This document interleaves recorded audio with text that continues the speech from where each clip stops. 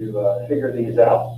My guess is that maybe you've gotten a little rusty on some of these things. This goes all the way back to chapter 2. So let's see. First of all, the first one, this is just a basic definition. The definition of this derivative, so g prime of t, well, the derivative of ln of t it's just 1 over t. So that's our first derivative. So that one, you can just actually look that up right off of a reference sheet and you get that one. This second one here, the second one requires you to use the product rule. And just as a reminder, the product rule is 1d2 plus 2d1. Okay, hopefully you guys remember the product rule. In other words, f prime of x would be equal to 1 times the derivative of 2 plus 2 times the derivative of the first thing, which is x, so the derivative of x is 1. And then we got to do the derivative of minus x, which is minus 1. And so our final answer is the natural log of x. So I'm curious, for those of you out there in virtual land, if you got that answer. Hopefully you did. If you didn't, I would make a little note. Okay, got to worry about the product rule. Number 3, we are going to need to use something called the chain rule. The chain rule says do the derivative of the outer function, leave the inner function alone, and then do the derivative of the inner function. So in this case, y prime is going to be equal to the cosine of ln of x times 1 over x. Or you could just write it as y prime equals cosine ln of x over x. Last but not least, we've done the product rule, we've done the chain rule. The only one I have not mentioned here is the quotient rule. The quotient rule is low d high minus high d low over low squared. Now again, that's not literally the quotient rule, and the product rule is at 1d2 plus 2d1. Those are the mnemonic devices or the shortcuts to help us remember what those are. So I am going to use that here. So p prime of beta is equal to low d high minus high, and then the derivative of low, which would be -1, all divided by 1 minus beta quantity squared. And after a little bit of simplification, and I don't want to spend a whole lot of time on this one, the best I could get this one to be cleaned up, I got beta, natural log of beta, minus beta, plus 1, all divided by beta times 1 minus beta squared. Normally, it is not considered kosher to leave a fraction within a fraction, so you would want to multiply through by b, basically. That's all I did. Multiply through by b. And then there was a couple of things that kind of cleaned up. So anyways, this was just a very quick review of some very, I won't say basic, but these are pretty standard derivatives. Comments or questions on the warm-up? Okay, so it's been a while since we've done these, and again, the point of us doing this was to give you a chance to make sure you have not forgotten how to do some things, and so hopefully you did not. Now, the next thing that I would like to do is I'm going to have you guys take a very quick survey. I'm going to give you about 3 minutes to do that. I'm going to pull it up here on my secondary computer so that I don't have to get in the way of this. I've given this survey to all of my geometry classes and my Calc BC classes, and you guys are going to be the very last group to get that. I feel like that may not be the right link. Would someone give me a heads up on that if that's a survey, if that's a Google form? Yep. Okay, cool. The link is in the chat. I'm going to give you 3 minutes. Please give me your honest opinion. Don't spend a lot of time on this. Many of them are just, fill in the blank or pick the right choice or whatever. But there's a couple where I asked you to give me some feedback. Just give me kind of your first blush impression on those, please.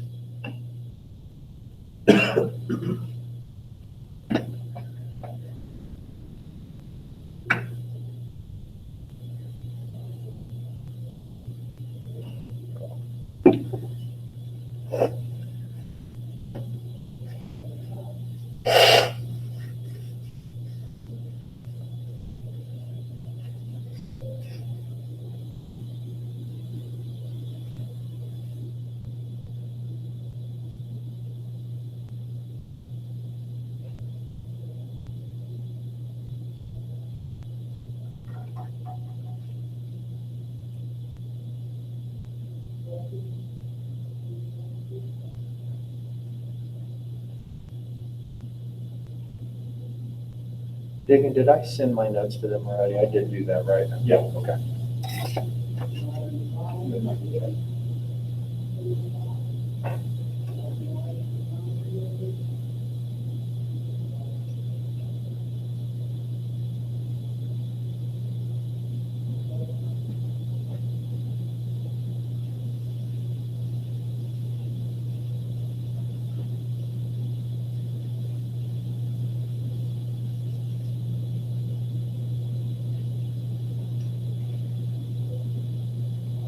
How was your weekend? It's fun. Do you have anything fun or exciting? Watched the Super Bowl. That was fun. What did you think? I was rooting for the Chiefs, and then like at halftime, I was like, no, not the Chiefs. Tom Brady's pretty incredible. Yeah. Look, I'm not I was a paid man, but it's just hard to deny the guy. I mean, excellent. Just amazing. Just amazing. What do you think of commercials? I feel like the halftime show, I don't feel was as good as recent years, but the commercials were up to par. Yeah, I thought that. I liked. Did you see the little barrel one? Yeah, I love that. with So funny. Owen. I can't. What was the product? I don't even remember. It was some electric car. Okay. Okay. Yeah, that's right. It was like yeah. Okay, guys, we've got about 30 seconds here if you could kind of finish up. And I appreciate you filling that out for me.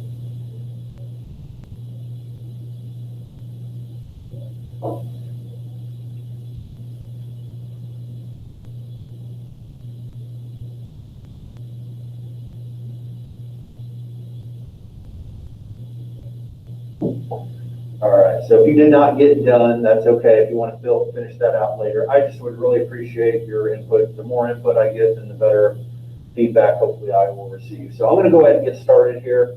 I'm going to try to, again, remember my goal here is to use 60 minutes, 60 minutes will be me, Mr. Allen. And then I'll give you those last 30 minutes. That's going to be your time. So that could be things like, hey, I'm going to work my homework, or Mr. Allen, I'm going to ask you some questions. Whatever you need that to be, please just let me know if I can help you. Anyway, so let's move on. So our objectives today, we have two.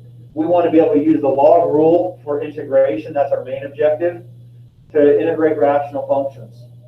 And let me start off by saying that rational functions, this is just a fancy word for fractions.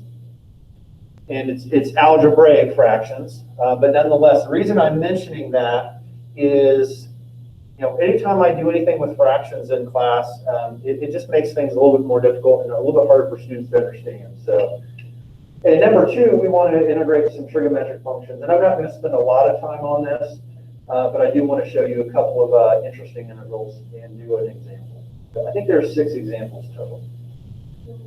Okay, so here's the thing. This is probably, this is the big idea right here.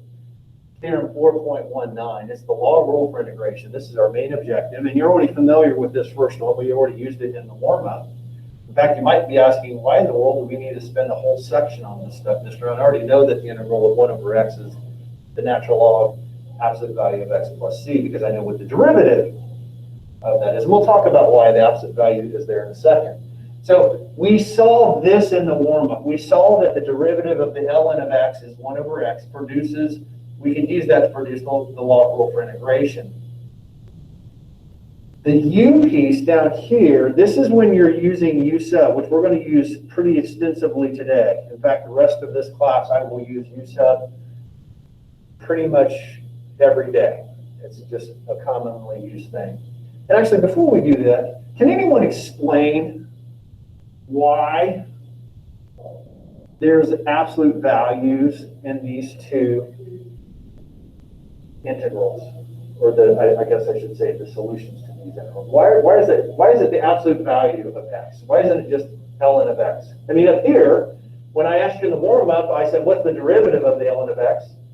I didn't put an absolute value there. Why did I put an absolute value down here for these answers? Can anyone answer that question? Either type it in the chat or unmute yourself. Don't be bashful. Any ideas?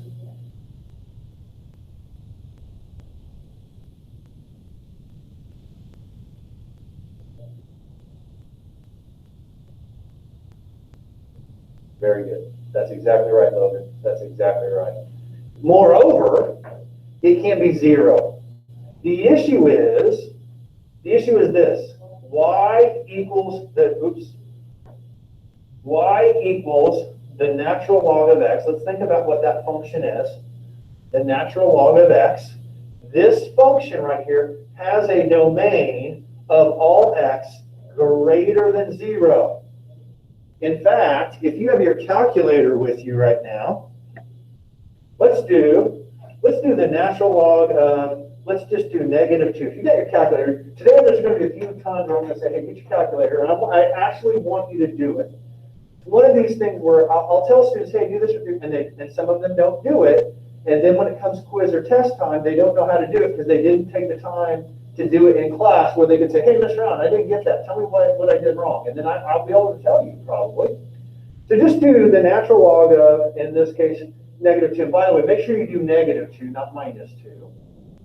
And hit enter. And of course, the answer mine says error, non-real answer. And that's because it's a complex. It does have a complex answer. It doesn't have a real answer. Another one that I used to use when I taught Algebra 1 is, I'd have students that I might, have something like this, the square root of -2. And they'll plug that in their calculator because they're trying to get some answer. And they'll plug it in and they'll do the square root of -2. And they'll hit enter and it says, uh-oh, non-real. And they'll say, oh, Mr. Brown, my calculator's broken. No, the calculator's not broken. It turns out that for y equals the square root of x, its domain, now its domain's a little different, it's all x's greater than or equal to 0. So if you put anything into this square root function that's less than 0, it will give you an error message because it's not going to be valid for that domain. Anyways, so that's why these absolute values are here, is we need to make sure that we guarantee that we're not going places that aren't even possible to go, in other words, outside of the domain of the function. So anyways, I'm going to keep moving. So the first example today is just super easy. Most of you can probably already look at it and guess what the answer is, but I'm going to walk through it anyways. So we're trying to find the value of this, not the value, we're trying to evaluate this indefinite integral, 5 over x dx. So here's how I would proceed. I would first of all use my properties of integration to pull out this thing right here. This is called a constant. And one of our rules for integration is if you have the constant times some function, you can pull the constant outside of the integration. So that's what I'm going to do. I just put the 5 in front of the integral symbol. And now, of course, we could just go back to this last slide and look right there. There's the answer we're looking for. The integral of 1 over x is the natural log absolute value of x. So my answer will be 5 natural log absolute value of x plus c. Please make sure you add the absolute value for this problem. It is required because we do not want to get, we don't want to try plugging make sure I say this right. We want to make sure we plug in positive values of x. If we plug in negative values, we're going to have a problem. Okay? By the way, that's the answer. You guys agree that's pretty simple? Mr. Brown, if that's all we had to do today, that's going to be easy. I'm promising you that as I continue on through this lesson, I want you to ask yourself this on every question. The question I want you to ask yourself is, would I have figured that out without Mr. Allen showing me that example? That's the question I want you to ask. By the way, on this example, I would say that most of you would probably be like, yep, I could have figured that out without you, Mr. Allen. All right, let's look at example number 2.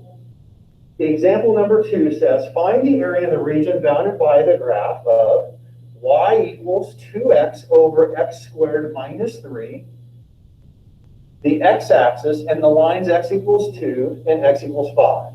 So there's a lot of words here. So what I did here is I just did a graph, and I did this graph in Desmos. You guys are probably familiar with Desmos. This graph is y equals 2x over x squared minus 3, and I adjusted the x and the y's. And the reason I'm starting with this graph is this question is asking you to find the area. So let's go ahead and just sketch this area. So here's my curve, this red curve, 2x over x squared minus 3. We're going to also bound this by the line x equals 2. That's this line right here. This is the line x equals 2. The line x equals 5. That's this vertical line right here. This is x equals 5. In fact, if you want to get really, I teach geometry, and it drives me nuts when students don't draw their arrows. And then, of course, the x-axis right here, this x-axis here would be the line y equals 0. And so what we're doing is we're trying to find this green area here. So what would you, if you're taking notes there, the ones I gave you, if you want to fill those in, this is what we're trying to find. That's what the question is asking us. I always find that it's easier if you draw a picture and it gives you some idea. Like, for example, you can clearly see that this curve is completely above the x-axis, so I know my answer better be positive. It's got to be positive. So how do we find the area under this curve? Well, we would say that area is equal to the limit as n goes to infinity of the summation. Oh, wait a minute. We don't want to do that, right? We would just prefer to do our little fundamental theorem of calculus, which makes life a little bit easier. So we are going to integrate from a to b of our function dx. That's what we're going to do. We're going to use the fundamental theorem of calculus. Okay, so what is a going to be in this problem? Well, I think a is going to be 2. That's where we're starting at, right? B is going to be 5. That's where we're ending at. So therefore, we're going to have the integral, our area is going to be equal to the integral from 2 to 5 of 2x over x squared minus 3 dx. That's going to be our area. Thank goodness we don't have to do that limit definition. Aren't you guys glad we don't have to do that anymore? This would be so much more difficult to do that way. Now what are we going to do? Again, as we do each problem, I'd like you to be thinking about, would I have figured that out? Well, what we're going to have to do on this one is we're going to have to do some u substitution. And in this case, I'm going to let my u be x squared minus 3. Therefore, my du would be 2x dx. Furthermore, when x is equal to 2, that's going to change to, now I plug 2 in here for this, and in fact, let me just write that work down. That's going to be 2 squared minus 3, which is 1. So when x is 2, u is going to be 1. Similarly, when x is equal to 5, well, that's going to be u equals 5 squared minus 3. I get 22. Now, all of this put into this formula will give us the following. The area is going to be equal to the integral. Oops. I'm not sure why it does that to me, but it does. I think I get a little bit too close. The integral from 1 to 22 of u, all on the bottom, and then du. Let me write that a little bit more clearly. I'm kind of getting close to that 22 up there. Let me write that again. 1 over u du. Now look carefully. Do you agree with what I have there? U is this x squared minus 3. That's what we said u was. So instead of putting x squared minus 3, I put u into the bottom of my fraction. Du was 2x dx. Well, 2x dx was, oh, that's du. So that's 1 over 1 du, or I'll just write 1 over and then the du next. And then I changed the 2 to a 1 and the 5 to a 22. By the way, hopefully you would agree that that integral there in purple looks a lot easier or simpler than that integral up there at the top. So now we can just go ahead and do this thing based on our rule that we just saw. This is going to be equal to the natural log of the absolute value of u, and we're going to evaluate that from 1 to 22. In other words, we're going to do the natural log of 22 minus the natural log of 1. Of course, what's the natural log of 1? Well, the natural log of 1 is a 0. And so our final answer here is the natural log of 22. I am telling you the area that I highlighted over here in green, the exact area is the natural log of 22.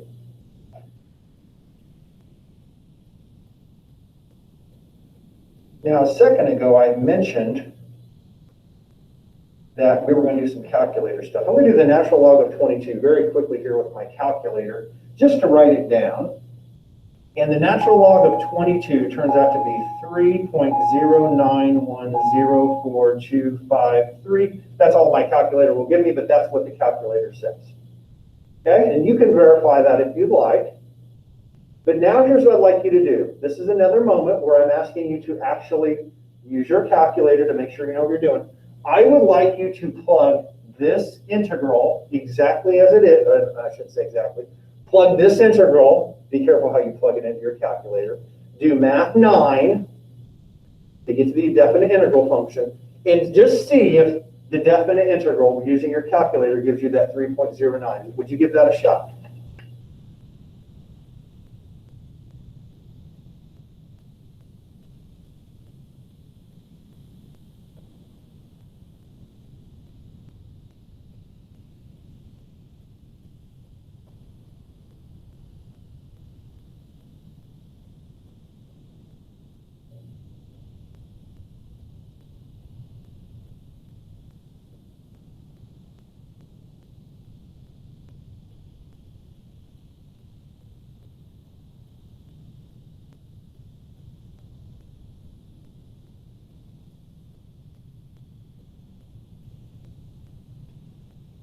And if you did do that correctly, you did see that that was indeed 3.091. Now, I want to tell you, if you did not get 3.091 when you plug that into your calculator, here's what I bet you didn't do. Did you put parentheses around the numerator and the denominator when you typed it into your calculator? If you didn't do that, you probably got the wrong result, because the calculator would have integrated from 2 to 5, 2x divided by x squared. It would have integrated that, and then it would have minus 3 after that. You need these parentheses here to make sure that it follows the order of operations. Does anybody have any questions on example 2? I'm done with example 2 now. If you have a question, please just unmute yourself or say something in the chat. I'm going to go ahead and move on, though. Actually, you know what? Before I move on too far, there's a question and a poll. If you would please answer that.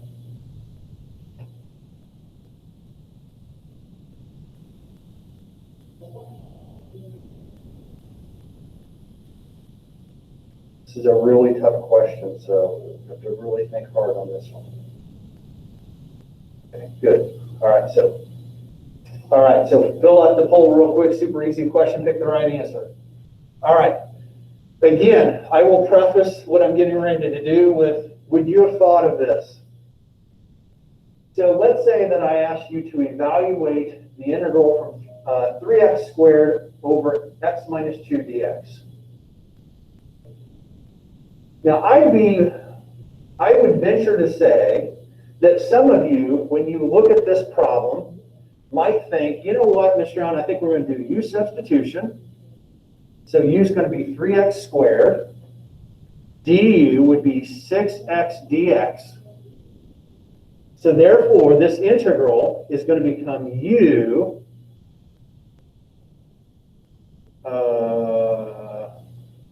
now what do you, oh, wait, I see, Mr. Allen, we got to put the 1/6 over here and we'll get rid of that 6. Okay.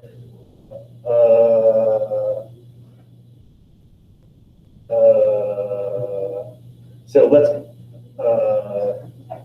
it doesn't work. This, you cannot, u substitution on this, the way it's written right now, will not work. So if you thought that, it's a good guess. Unfortunately, it's not going to work. What we're going to use, and you probably figured it out if you're, you read the top of the slide. Oops, if I can get it to stay. Okay, maybe not. Try again. Maybe the third time's the charm. Yay, there we go. Polynomial long division. In other words, what I'm going to do is I'm going to take that 3x squared and I'm going to divide it by x minus 2. Now that 3x squared there is what we call the dividend. It goes inside the division box. This x minus 2 on the outside, that is the divisor. In fact, I'm going to add a couple more terms on the inside, even though I don't have to do that. I'm going to do that anyway, so just to make sure I got my placeholders where I want them. Now I'm just going to divide. So the first question I ask myself is, x times what will give me 3x squared? I think the answer to that question is 3x. 3x times x gives me 3x squared. But I also have to take 3x times negative 2, which would give me negative 6x. Now, I have to subtract. And by the way, I hope what I'm doing right now is nothing new to anybody. I hope that your pre-calculus teacher or your algebra 2 teacher taught you how to divide polynomials. So now I'm going to go ahead and subtract. 3x squared minus 3x squared is 0.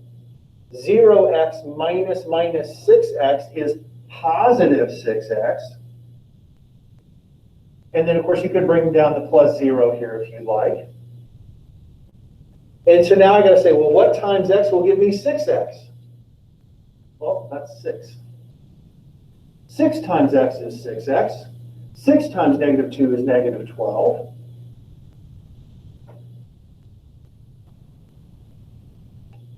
Again, we're going to subtract. And that's going to give me I think, what, 12 down here? By the way, this 12 right here is called the remainder.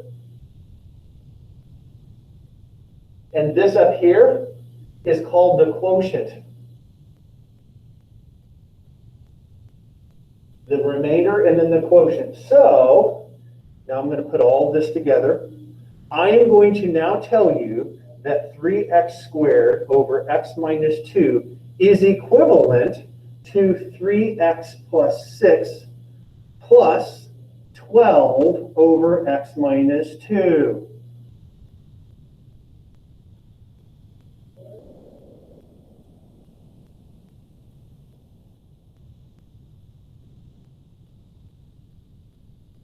This was the quotient. This was the remainder. And this was the dividend. I'm sorry, not the dividend, the divisor.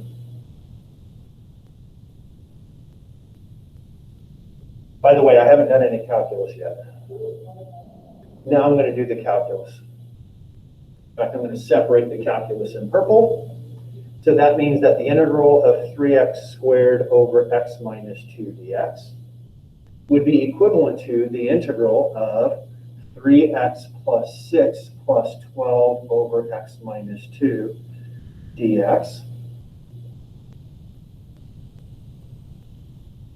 which is equivalent to 3 integral x dx plus 6 integral dx plus 12 integral 1 over x minus 2 dx.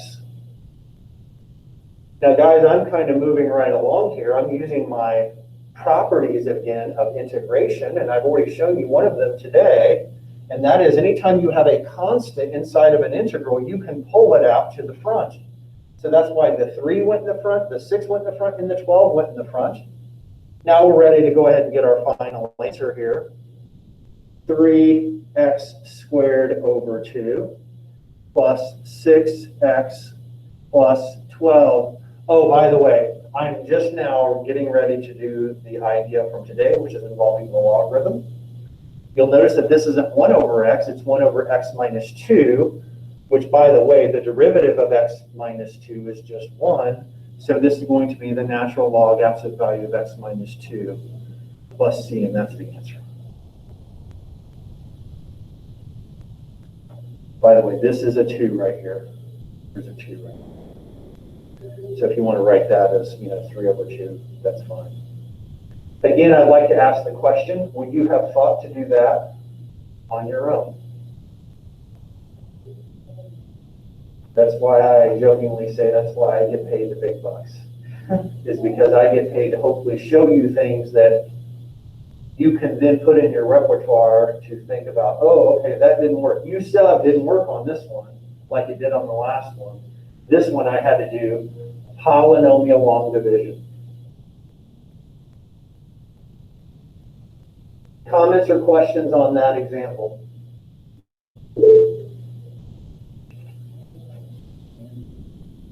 Priscilla? For like the 3, when you put the 3 to the front, you have x dx plus 6. Why is the dx next to the x instead of at the end of plus 6? Priscilla, I'm not sure where you're talking about. Are you talking about in this line here where I put the arrow? Yeah. Okay, are you talking about the first term, the second term, or the third term? First one. Okay, so what I'm doing now, first of all, I'm actually doing 2 properties, and I should have said that, so you got me. The first property is that these here are constants, so they can be pulled out to the front. The second property that I used was that the integral of a sum is the sum of the integrals. So what I've done is I've broken this polynomial into 3 separate integrals, all with respect to x. So that's why I wrote 3 integral x dx. And by the way, that x came from this x. In the second term, it was just 6. So it's 6 integral dx. And the third one is going to be plus 12 integral 1 over x minus 2. Yeah, does that make sense, Priscilla? Yeah. That's a very good question, and I apologize I did not say that more clearly. Any other comments or questions? Okay, the next slide is just some guidelines for integration. And I just want to forewarn you that, and when I say this, I do not mean any disrespect, and I don't mean to be like, oh my gosh, this is easy. That's not what I'm saying. What I am teaching you right now in chapter 4 is considered basic integration. Okay? If you take Calculus BC next year, chapter 7 in our textbook is on more advanced integration techniques. In fact, the whole chapter 7, is all about just different types of integration. So if you take Calc BC, we will actually do more advanced integration techniques. Now, we're not going to do that in this class, so that's fine. So here are some guidelines. Number 1, last semester I gave you a PDF file in Canvas of all the derivative rules. If you look carefully on that list at the bottom, it included all the integration rules as well. You need to be familiar with that list. In fact, the more of that you have memorized, the better you will be able to attack these problems, because you'll automatically see, oh, that's 1 over x. That's going to be the natural log absolute value of x. Number 2, you're going to find an integration formula, and that's what's going to come from that list, that resembles part of what we're doing. And by the way, you'll just see, like in this last problem here, problem number 3, we first started trying to use U sub, we had to actually do something a little bit more sophisticated than that. But in this case here, U sub did work. So in some of these cases, you've got to kind of trial and error it to figure it out. In fact, I'm just going to tell you, in general, integration is harder than differentiation.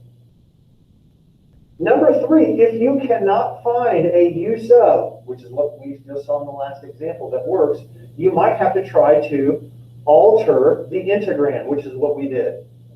Now these things down here where we're going to have to do trig identities and all that, we'll talk a little bit about that today, but we're not going to get too deep into it. And then last but not least, I want to mention, you guys may already be familiar with this. There is a website, wolframalpha.com, that is basically a sophisticated mathematics engine, and you can type in integrals and it will do the integrals for you. I would just caution you, be aware of what you're getting into. It may give you a result that may not make any sense to you, and if you type that in as your answer of something, it will be very clear to me that you have no idea what you're doing. Be careful. All right, so let's look at another example. We've got 3 more, and we're doing great on time. We still have about 16 minutes left of my time. So now we're going to look at solving a differential equation. So remember, a differential equation is just an equation with a derivative and an equation with an equal sign, which this has an equal sign and it has a derivative. By the way, we could rewrite this as y equals 2x over x. Oh, in fact, we just did an example where we looked at polynomial long division. What is x minus 2 divided by x? Hopefully you can do that in your head. 1 minus 2 over x. This, I know this is a subtle thing, but this is the key to this problem, is being able to recognize that U sub is not going to work here. We're going to, by the way, we're going to have to integrate this, right? This is actually y prime. It's not y. This dy dx means that that's a y prime. So I want to solve this. To solve a differential equation, we need to integrate.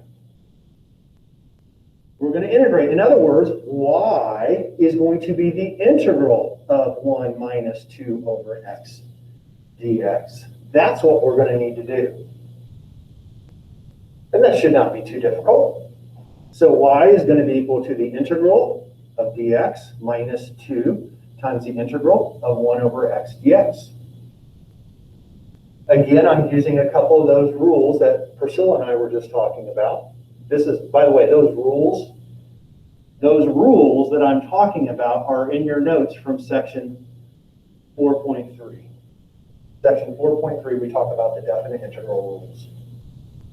So let's go ahead and integrate. The integral of dx is just x. The integral of this one is just going to be minus 2 natural log absolute value of x. And then we got to include this constant of integration. Now, you might think that we're done here, but we're not. And the reason that we're not done here is because of this point -1, 0. So what that's telling us is, by the way, this right here, this final answer that I've written right here, how many curves is that? Well, this plus c tells us that this is infinitely many, if you guys can remember that from section 4.1. The plus c, there's infinitely many curves. We don't want all of them. We only want the one that goes through -1, 0. So to find c, we're going to plug that into this equation. Okay, and I'll do that in purple. In other words, y is 0, so 0 equals x, in this case is -1, that equals better, minus 2, natural log of x, and x here I think again was -1. Oh yeah, that's why I wanted to make sure I do that absolute value thing, right? Did you see a student forget to put absolute value there and then they try to figure out what the logarithm of -1 is? And they'd be like, Mr. Allen, I can't do that. Well, that's because you didn't follow the rules correctly. So let's go ahead and figure this out. This is actually really pretty simple. It's going to be -1 minus 0 plus c, so c is equal to 1. The natural log of 1 is 0. So my final answer this problem is y equals x minus 2 natural log absolute value of x plus 1. Or another way you could write that is, in fact, that's probably how I would write my answer.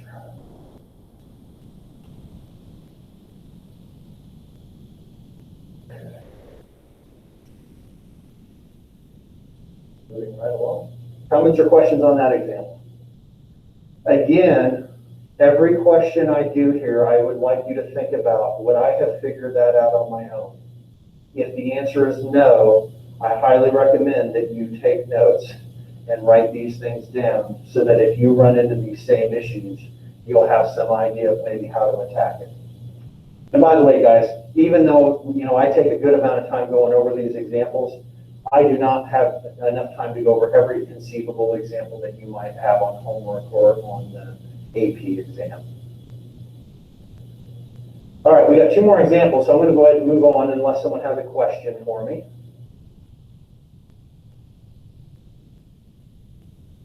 In fact, I think what I'm going to do on this one is I'm going to take a little bit of a break, and I'm going to give you 60 seconds. And here's what I'd like you to do in those 60 seconds. I would like you, I'm telling you right now, I'm going to use U substitution on this problem. I would like you to figure out what U is, and I'd also like you to tell me what 1 is going to become and what E is going to become. I'll give you a minute. Try to do this on your own without my help. Find U, what 1 changes to, and what E changes to.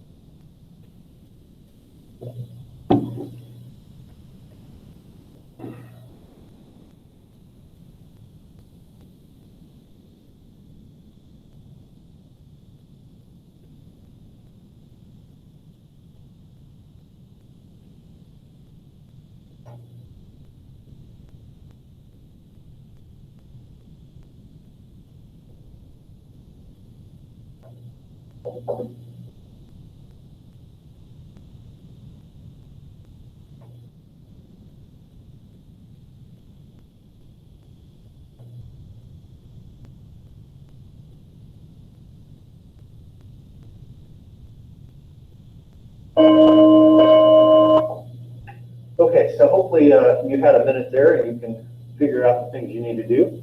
Okay, first and most importantly, if you put that U is 1 plus the ln of x, pat yourself on the back. That's exactly right. That's what the U is going to be for this problem. So good job. By the way, if that's U, then du would simply be the derivative of this, and the derivative of 1 is 0. The derivative of the natural log of x is, I think that's 1 over x, and then dx, which is nice, because that's exactly what we have right here, isn't it? Isn't x in the denominator, dx, isn't that du? That's what we want. Now, let's keep going.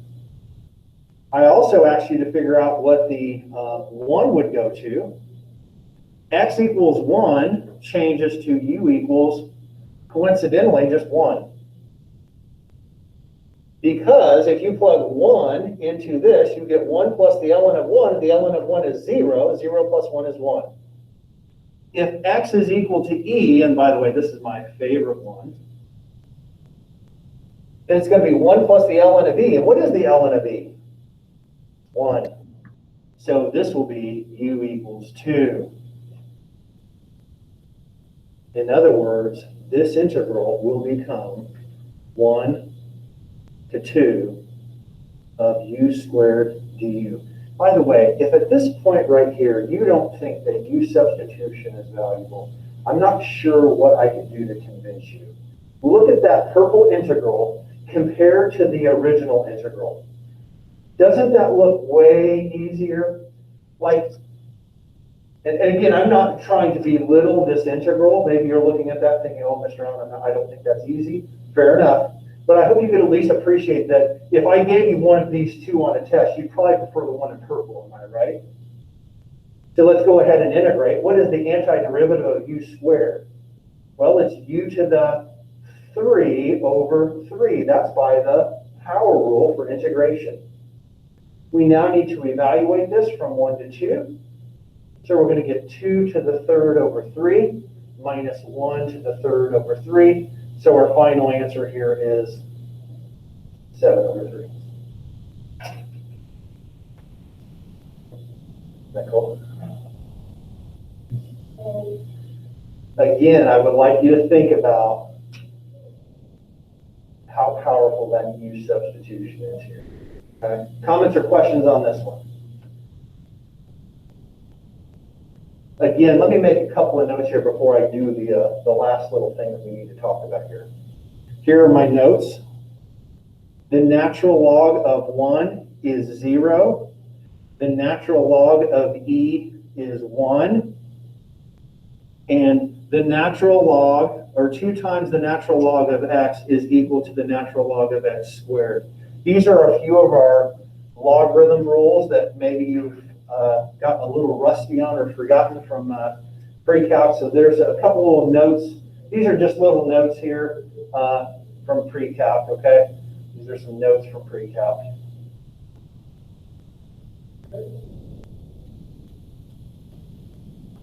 All right, let's go ahead and go to our very last topic here. Example 3 uses a trig identity to derive the integration rule for the tangent function. Actually, I deleted that one. You guys are already familiar with this, right? What is the integral of sine u? Well, it's negative cosine u plus c because the derivative of negative cosine u is sine u. And you're probably familiar with this integral as well. Because what's the derivative of sine? Cosine. Thus, the integral of cosine is sine. Now, what I want to do here is just take a minute to explain this next one.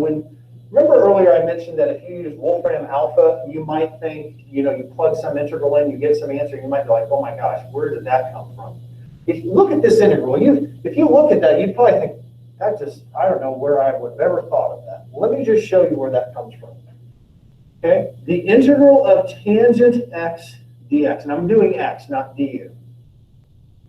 Well, I hope you would agree that that's the same thing as the integral of sine x over cosine x, because tangent is equivalent to sine x over cosine x. Now, stay with me here. If u is the cosine of x, then du, the derivative of cosine, I believe, is negative sine x dx. I hope you guys would agree with me there. In other words, now I'm going to do my u substitution here in green. This integral in red is going to become negative the integral of 1 du over u. Now look carefully at that. The cosine in the bottom became the u. The sine x dx is that, it's du. Oh, and there's that negative. Now let's go ahead and do our integration now. So this is going to be negative the natural log of the absolute value of u plus c. But what was u? Cosine of x. Which is exactly what this is right here. Now, guys, I'm not going to go through and do that for the next two, but I'm just telling you, you could use a similar procedure. So when you see these LNs, you should be thinking, oh, that has to be something involving the log integration. Before I do my last example here, we're about 3 minutes left. Please don't forget that I want you guys to do an exit slip here before you take off. But before you do the exit slip, I just launched another poll. It's the last poll question. Again, the poll questions there just to kind of make sure you're staying with me, which so far you guys are. And here comes my last example, which I will be done, I think, right on time.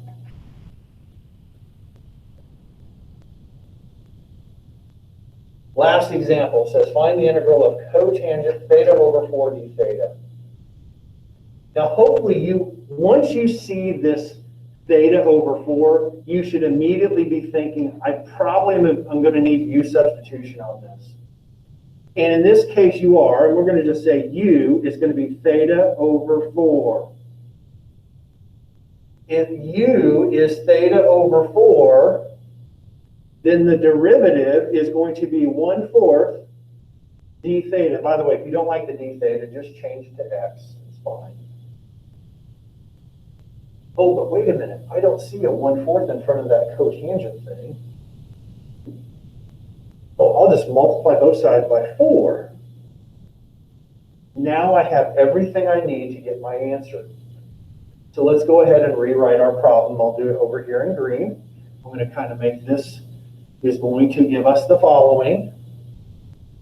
That the integral of cotangent theta over 4d theta can now be thought of as 4 integral cotangent of u du. And the beautiful thing is if we just jump back here to our last slide, what is the integral of cotangent u du? Well, it's natural log absolute value of sine u plus c. So this is going to tell us for natural log absolute value of sine u plus c. And then let's finish this off. What was the value of u? It's theta over 4.